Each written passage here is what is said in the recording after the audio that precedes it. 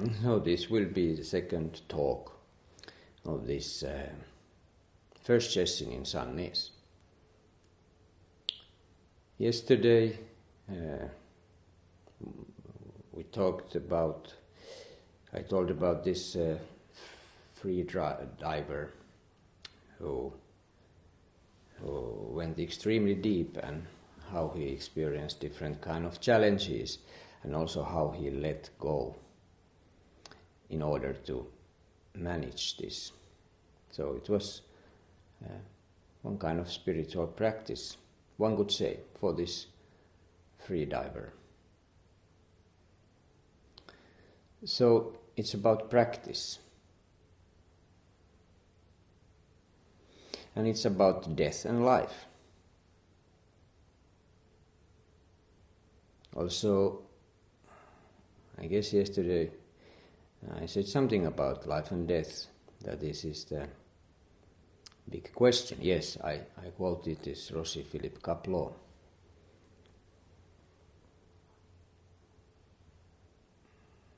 For some reason it feels that, is it so that death is, maybe I'm completely lost with this one, but the death is something like more like an illness, like an illness in hospital. We know, of course, that it's incurable, you cannot survive, but still it's treated more or less like some sort of an illness that we wish that one day would be cured. So it is not, probably not natural thing than it used to be back in the days when death was visiting more frequently and openly people's homes. So that is this physical body will decompose as everything else in this world that has form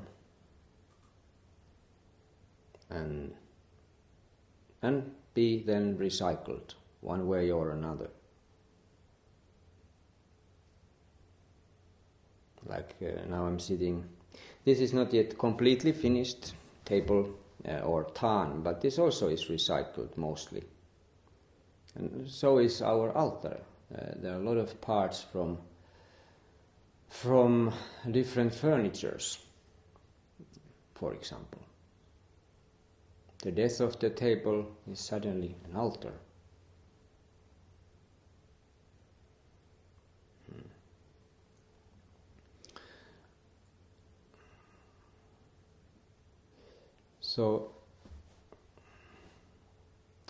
So when we have good days, when everything goes easy and smooth, we don't think about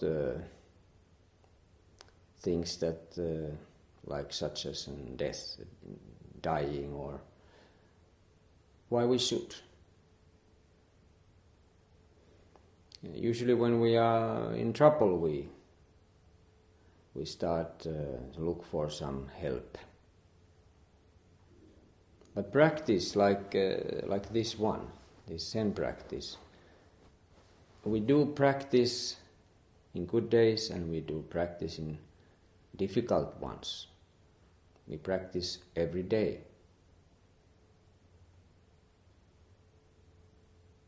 So that one day we could say and agree fully, completely what one master once said, Master Umon, every day is a good day. Every day is a good day. Don't worry. All is good.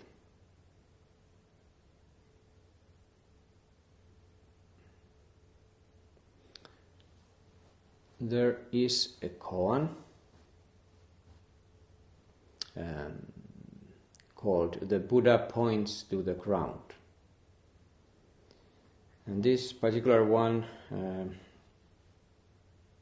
is dealing with building a temple. And I've used this koan already a few times lately. I don't remember what I told then or said then, so it doesn't matter if I use once more. I was so eager because we've been in this phase of building a temple almost 2 years now. But I haven't been very successful with it. I mean, I'm not super. I don't remember what I said in those talks. And it feels one more time. Because now we really are here, in the midst of building projects, and now this has become a temple already.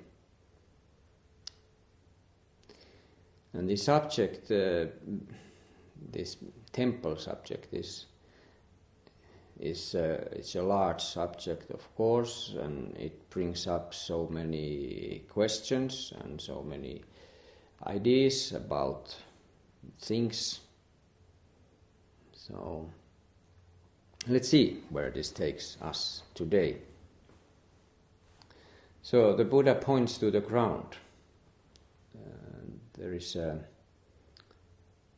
Let's read the case first. And this comes from the koan collection called Soyu Roku, the Book of Equanimity in English. So the case goes like this. When the Buddha was walking with his disciples, he pointed to the ground and said, "This would be a good place to build a temple."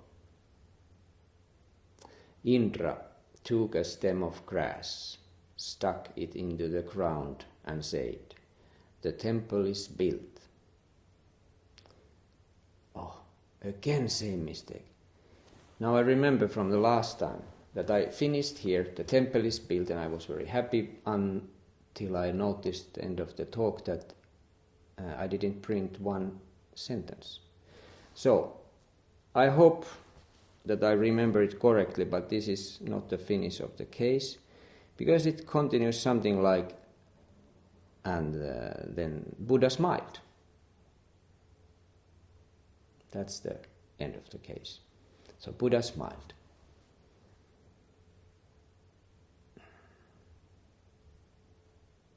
They were walking.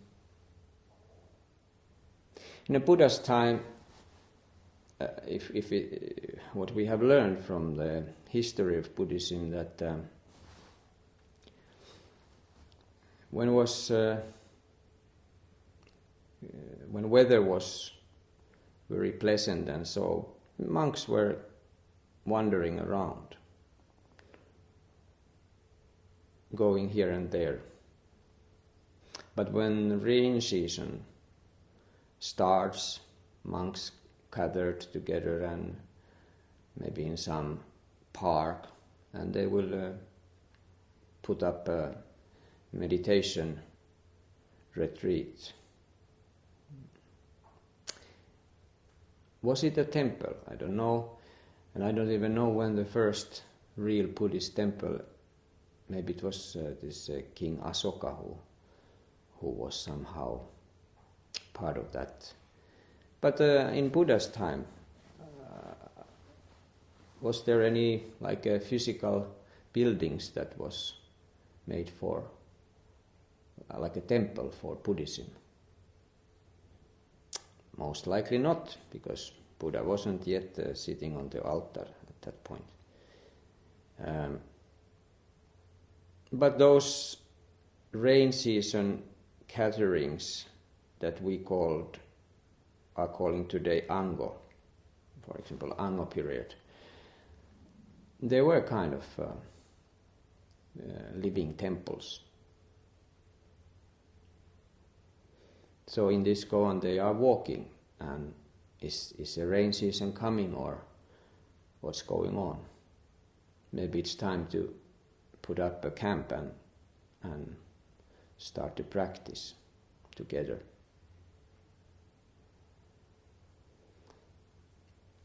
And actually it is so that this place, how we ended up here, we took a car and we drove here and we liked this. And we thought that this is a good place to build a temple. But when you start from the scratch, when you don't have already existing buildings and so, I think it's much more complicated, because then you truly, and if your tradition belongs to tradition that is old, you probably will go through many different kind of measurements and consulting high-ranked monks and people with some understanding, and also you will build this building so that it follows different rules, how this temple should be built. So it's in our case we were kind of lucky because we already have this kind of building here.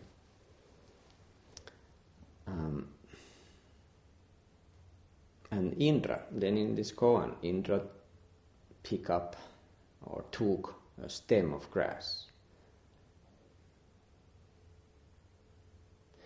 and stuck it into the ground and said, "The temple is built." And Buddha smiled. It's like a children. Children are building fantasy houses like so. But this, okay, preface. So now before case, koan collection has preface, so sort of an introduction. What it says? It says, "When a speck of dust is raised, the great earth is fully contained in it. It is very well to open new territory and extend your lands with horse and spears. Who is it? Who is this person who can be master in any place and meet the source in everything?"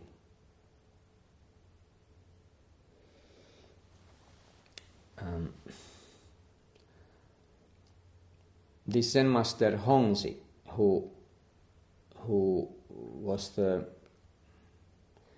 put together this koan collection Soyuroku, he would be very much worth of having several Teishos, but this Teisho I won't say much about his life because the subject is now different. But just few things. First of all, he was a Soto monk, or Zen master, Soto Zen master, Soto Zen priest. And usually those koan collections are coming from this Rinzai tradition or Linzhi tradition in Chinese. But this Master Hongzi lived around same time, and he knew some of those Rinzai priests, I assume. And he studied actually probably a little bit of Hekikan Roku or something like that. But anyway, at some point he put together this koan collection, 100 stories. But he became monk, early age, 11. He was 11 years old. And his teacher, his first teacher, his teacher's name was, in English, Dry Wood Complete Dharma. And Dry Wood Complete Dharma sounds already a little bit like Shikantasa. So that's, of course, Hongzi was a Soto master, and his teacher name, this Dry Wood, is clearly referring to this just sitting. That's already complete Dharma. just sitting completely.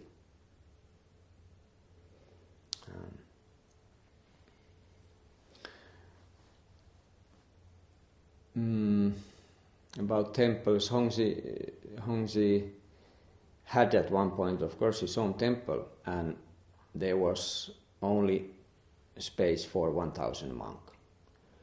But one time there was 500-600 too many coming, and this temple officer asked Hongzhi to send them out, those extra monks, those extra 500-600.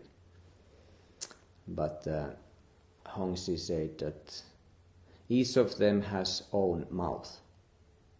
It is not your concern. Don't worry. So we will follow this advice when it's needed. So, of course, this corona time we couldn't take 500 more, but the day will come. Don't worry.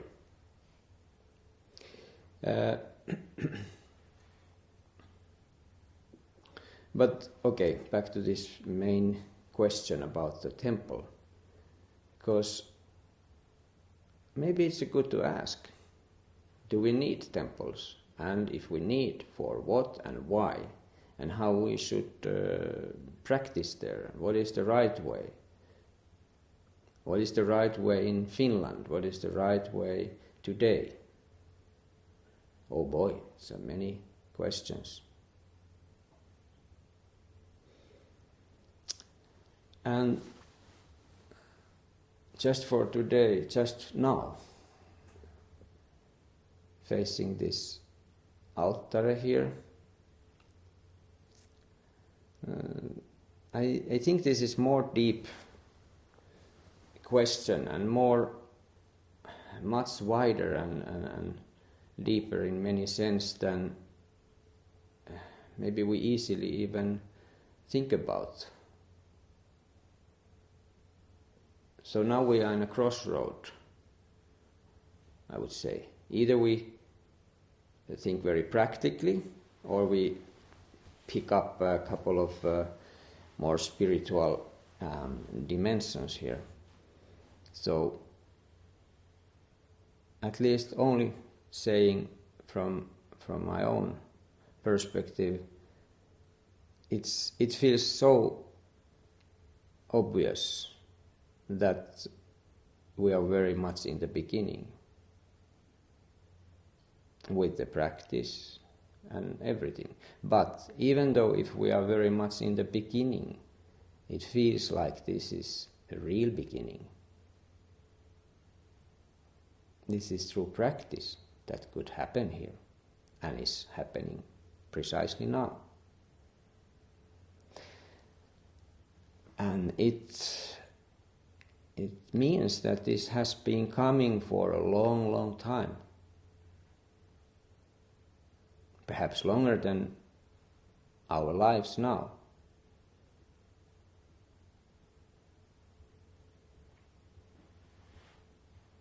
Or we can think that this is just one of the practice like mindfulness or any modern versions of calming down and relaxing.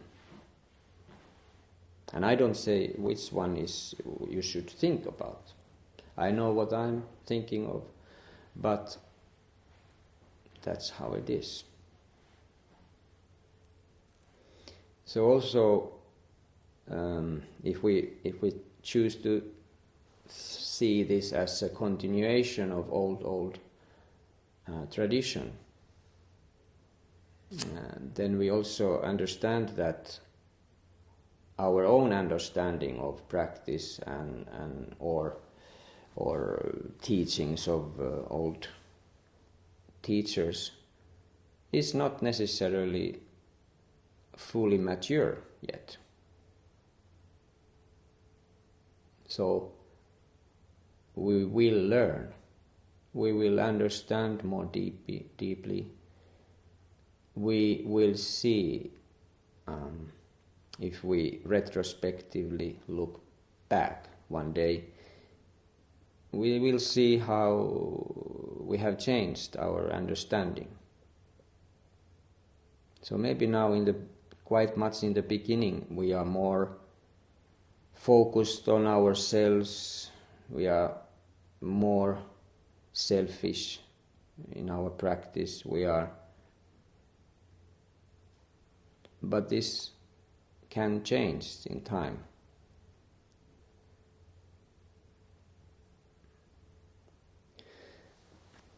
So these buildings, these temples are for practice, made for practice. And it's of course up to us. How do we use these places? Do we want to pass this on for the generations to come? And if we want, we must practice. So we need trust. We need courage. And yes, we need faith. Whatever that means.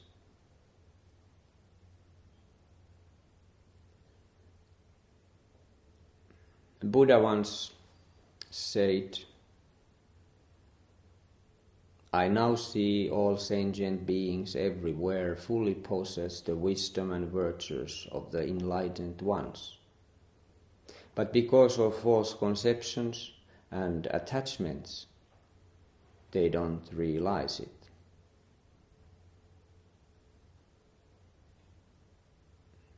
Big words, as easily we can see in different religions. And that's the difficult part for modern or people in our times.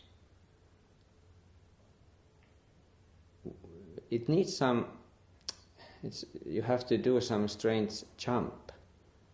You have to decide whether you can,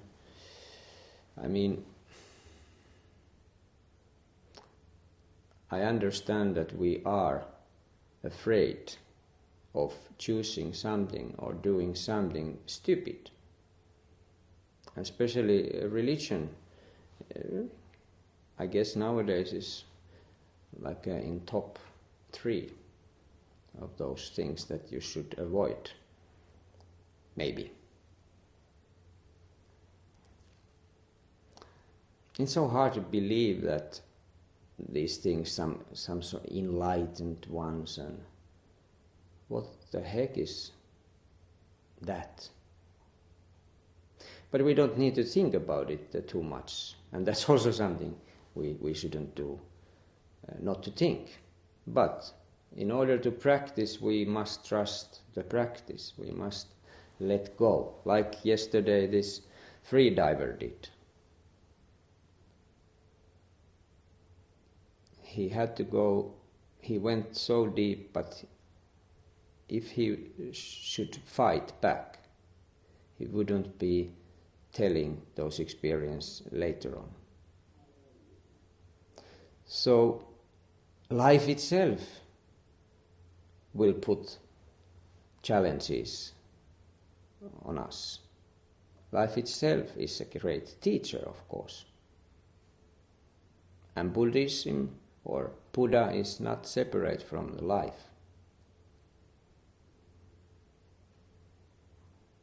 Maybe they, culturally speaking, they sound those words and some practices different or a little bit, but fundamentally, all these fingers are pointing to something that it's not concepts or sort of that things. So at that point, it doesn't matter which path we are walking, but we cannot control everything. We cannot be boss. of course, if we are free, if we are fundamentally free and we know that, we don't need any practice. Not at least for our own sake.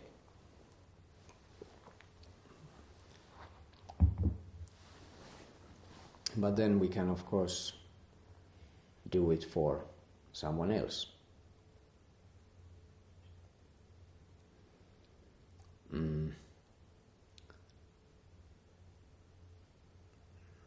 There's one American Zen priest. I read a long time ago, how he said that, because he is a Zen teacher, that when he is tired of being Zen priest, he becomes a poet, and vice versa. When he gets tired writing poems, he becomes a Zen priest. And I don't know, so it's of course one sentence, and it's stupid to get stuck there, but I kind of like that idea. But today, I mean, if we do something, we do it. Okay, I can write a poem and I can be a Zen priest, but okay, I don't know why I told this. Maybe I would like to write a poem.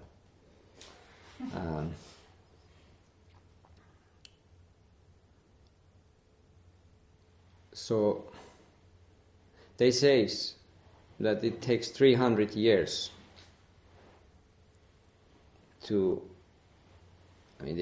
or something like 300 years to start practice in a new place, in a new country. And I never thought years back then that it's just a saying, or it's just some kind of metaphor, but actually it sounds quite realistic thing also. It really takes time to plan something like that.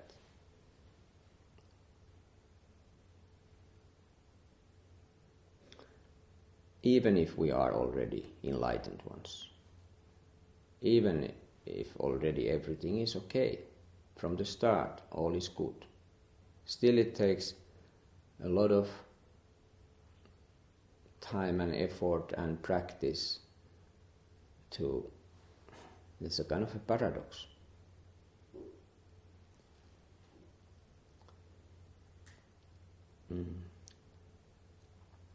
So this temple now here is for that purpose, and we wish that this will stay here at least 300 years.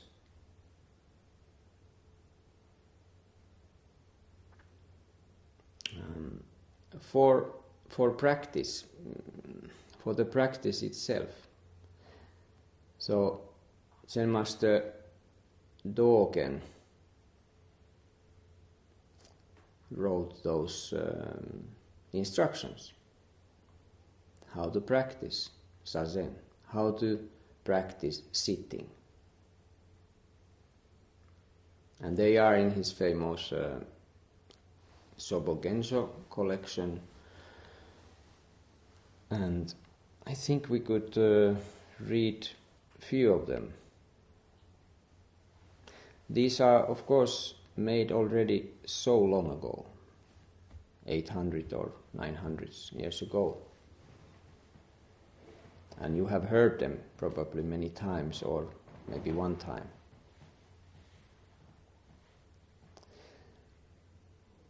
But these are for sitting, Zazen.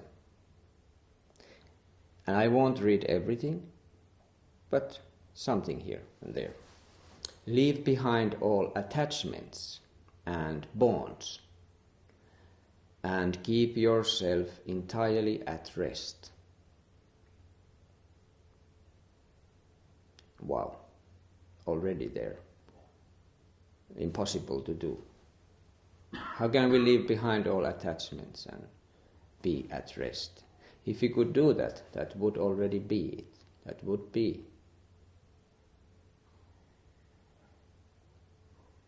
So that already shows very well why I come here to sit. I come to practice.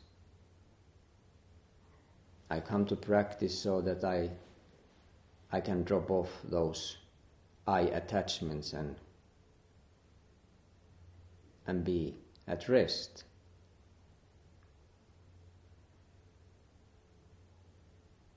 While alive, while living this life here, I could be at rest. Don't dwell on thoughts of good things and bad.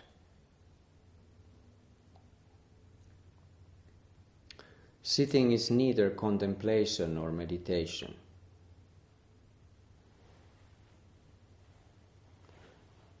So already, again, we are talking about meditation, we are talking about contemplation, when we are talking about Sazen, but here Dogen Sensei is telling us that it is not meditation.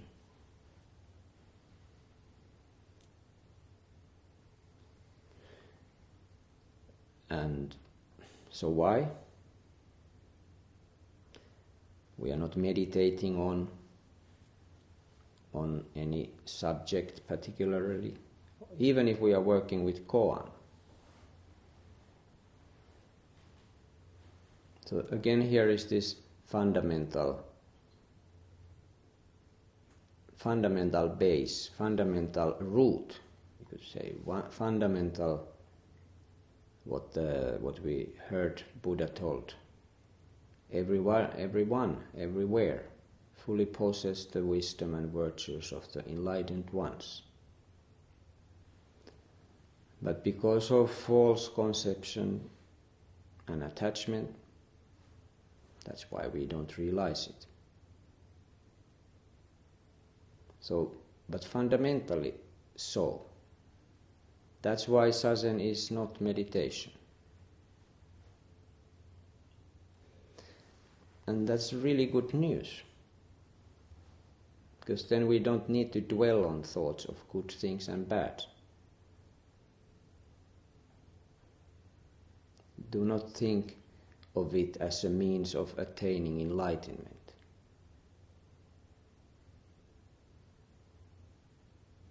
So it's very, very short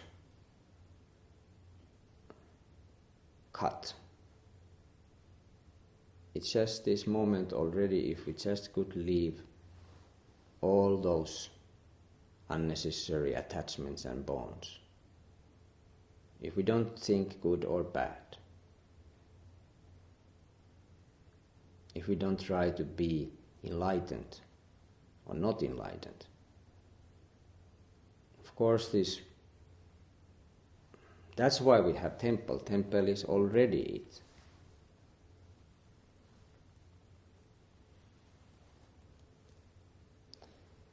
Rid yourself of superficial notions of sitting and lying down. Yes, we can crawl and we can fly and we can jump and run and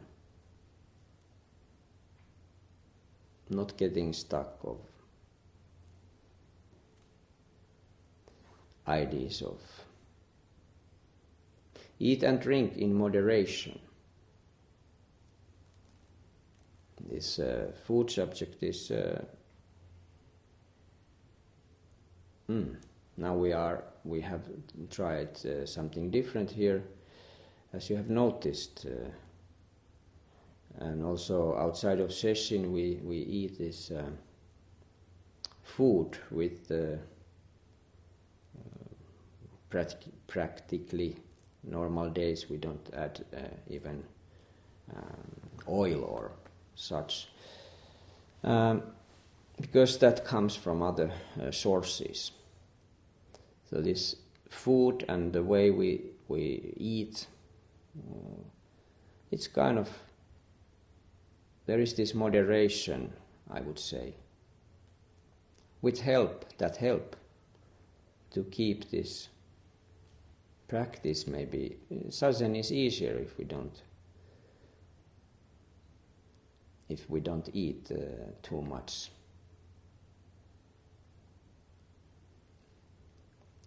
Use your time well and don't waste it. Like one whose hair is on fire, make use of every moment. Sitting down quickly and devoting yourself to the practice.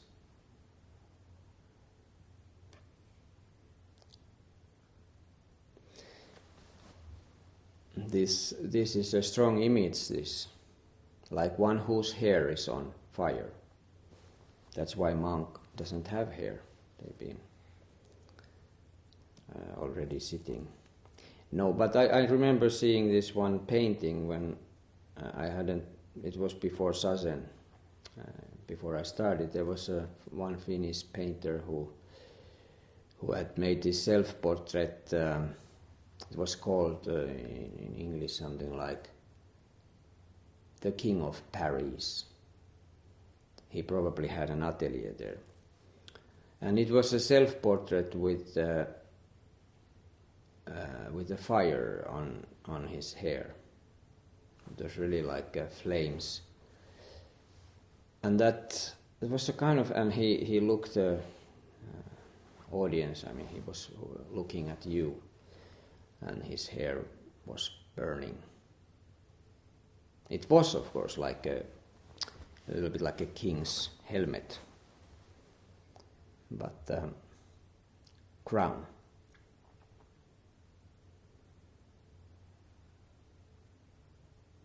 And now, when we read this, that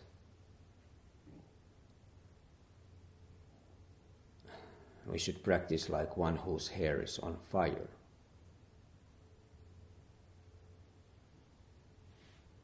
So of course this, every time, everywhere, everybody is telling us, don't waste your time. Use it well. But what is the using it well? When you are ready, take a deep breath.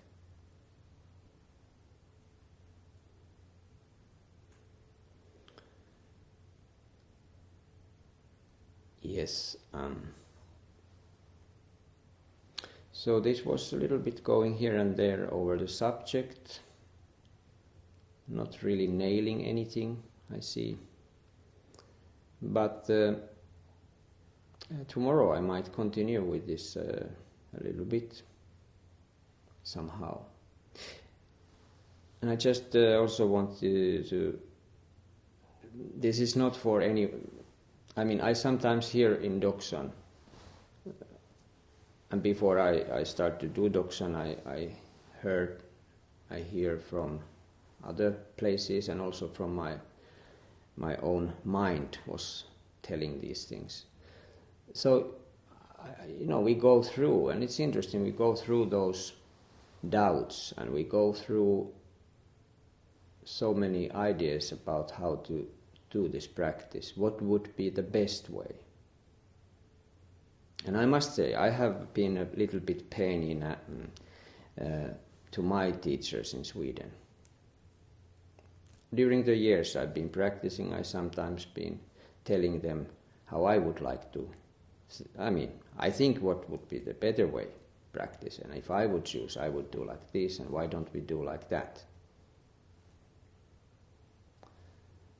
And that's very, very, very human and understandable, that we want to make this practice the way we believe, honestly believe is the best. But the problem is that we probably will change our minds after some time. So if we are always changing things in a course of different ideas, and so it will be very stressful for the rest of the people. So that's why we at least in some part it's good to trust for those who've been doing this for 1,000 years. Because after all, this is very, very, very natural thing. Even with all these ropes and exotic details, this is very, very, very, very natural thing. More natural than our everyday concepts could ever imagine. So may all beings attain the Buddha way. So now we will make 3 prostrations.